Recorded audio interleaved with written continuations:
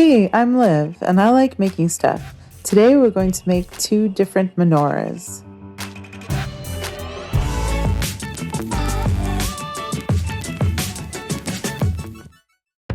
First things first, we're going to start modeling our first menorah in Shaper 3D. This is on iPad. You can use any 3D modeling software you want to use. I'm just learning how to use this. I just got an iPad and I'm just sort of playing with the software. So I spent a very long time trying to figure out different ways to do stuff. It's very intuitive, but also complicated in its own ways. I ended up with this form, which I liked quite a bit. I should have shown you all my trial and error to get there, and I will in the next video. I decided to extend the top a bit and write the words Chag Sameach so it looked a little more ornate. I used Adobe Illustrator to make the lettering and brought it into Shaper. Perfect. Now we're going to 3D print it.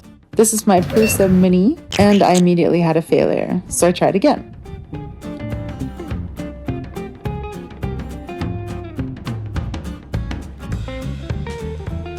And then I had another failure. The next time looked pretty good, but then I had another failure. Finally, 4th time's the charm, I managed to have a successful print. Oh, that came right off. Easy peasy. Let's see if this comes out. Hello. Let's see. Hey! Sort of. Come on. Get out of there. Woo! You're cool. Mogul, would you like to see what I'm doing? Chag Sameach! That really well. I'm super relieved. Alright, now we're going to sand down the print a bit so that spray paint will adhere to it well. Sanded every single edge. Perfect. Then I popped it on some stones and covered it in paint and primer. Decided to just go with a straight white base. I really liked the fact that Chag Sameach didn't get painted. I took some blue nail polish and green nail polish and decided to make a gradient. I found that jabbing at it directly helped blend out the nail polish very well. Starting with the blue and then adding the green all the way around the bottom.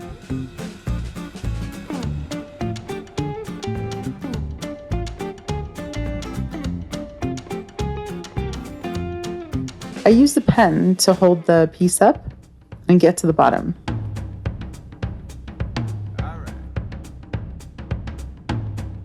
Once that was done, I poured some Mod Podge into the reservoir that I'd created.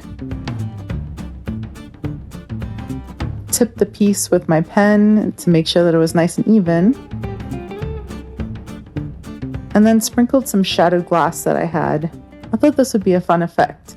I was originally planning on filling that spot with water, but I decided to make the print smaller so that it would fit on my 3D printer. It's gonna drip wax really quickly, just so you know. Ultimately, this was a terrible mistake, as the candles were all too close together. And the entire thing melted when I lit the first one, as you can see here. So I was able to have first night Chanukah, but I had to make something really quickly so we could have second night Chanukah. I had some polymer clay lying around, and I thought it would be fun to make something really colorful. I grabbed rainbow clay and all the candles that we need. I rolled the clay into balls and then squished it all together. I then kept it nice and warm and squished it until it was in a nice long sausage. I then made sure that the left end was thicker and formed upwards. This is going to be our shamash candle. I took each candle and pressed it into the clay until we had nice holes for them. Then I took the tools that came with the clay. This was pretty sweet. It was like $11 and I got all these tools and all this clay and made little holes in it as a decorative feature. Once this was all done, I didn't love the way that it looked, so I decided to add some more things to it. Namely, I rolled up some white clay, made little balls from it, and pressed those into the biggest holes that I made, closest to the circles.